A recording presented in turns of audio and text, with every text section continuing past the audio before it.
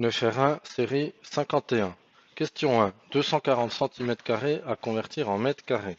Donc, on peut utiliser notre tableau de conversion. Donc, 240 cm², ça va se placer comme ceci. Donc, si on veut des mètres carrés, il va falloir déplacer la virgule jusqu'au mètre carré, c'est-à-dire ici. Et donc, on obtient comme réponse 0,024 mètres carrés.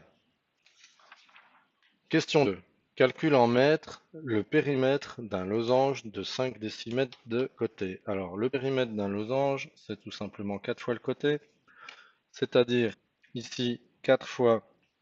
Alors, soit on calcule en décimètres, on obtiendra donc un périmètre en décimètres qu'on devra convertir ensuite, puisqu'on nous demande des mètres, soit nos 5 décimètres, on les convertit en mètres, ça fait en fait 0,5 mètres, donc on va utiliser ici. Et on aura donc une réponse directement en mètres, donc le périmètre 2 mètres.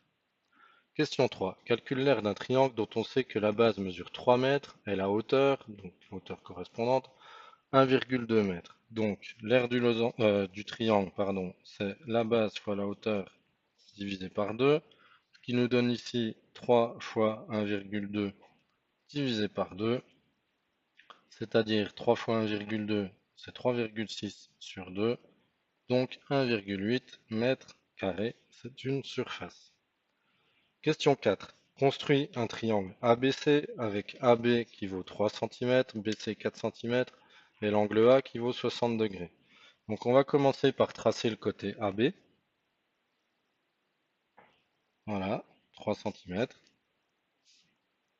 AB. Ensuite, on va utiliser nos 60 degrés, donc c'est l'angle en A qui fait 60. Donc on place le rapporteur. Le 0 ici sur le A, on s'aligne.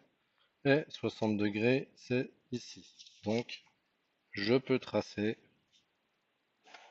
voilà, une demi-droite.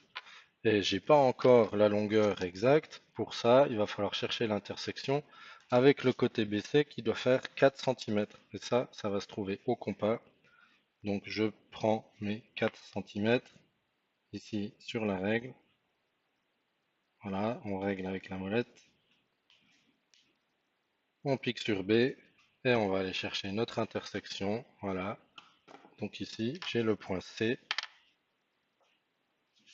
et je peux fermer mon triangle.